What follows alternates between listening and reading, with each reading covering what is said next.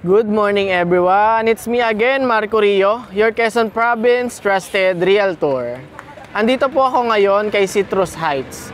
Si Citrus Heights po is located siya sa Santo Cristo, Sariaya, Quezon Province. And then si Citrus Heights po ay nag-offer ng affordable townhouse dito na pabahay. Ang provision po ng townhouse niya ay 2 bedrooms, 1 kitchen, 1 toilet and bath, malawak na service area, dining room at living room. Ayan. So minimum lot area niya po is 36 square meter. So malawak na po 'yon para sa inner lot, 'di ba? And then nagbibigay naman po siya ng promo na 65,000 TCP discount at pre-move-in fees at electric connection. 'Di ba napakagandang promo po niya?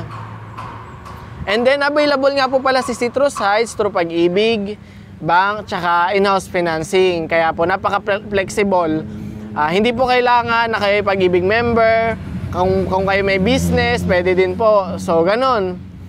Pwede po natin gawa ng paraan yan para makakuha kayo ng unit dito kay Citrus Heights.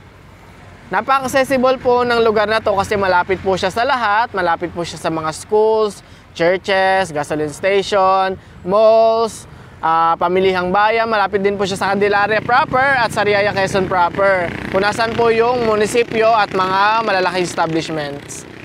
O, di ba?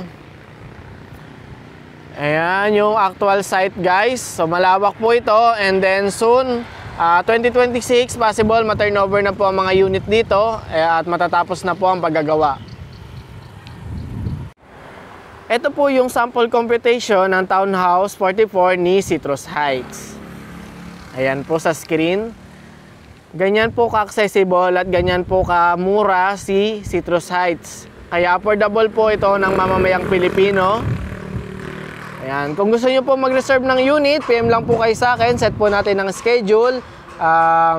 Strictly no walk-ins po dito, guys, ha. Kasi hindi po sila nagpapapasok nang wala pong representative agent na kasama.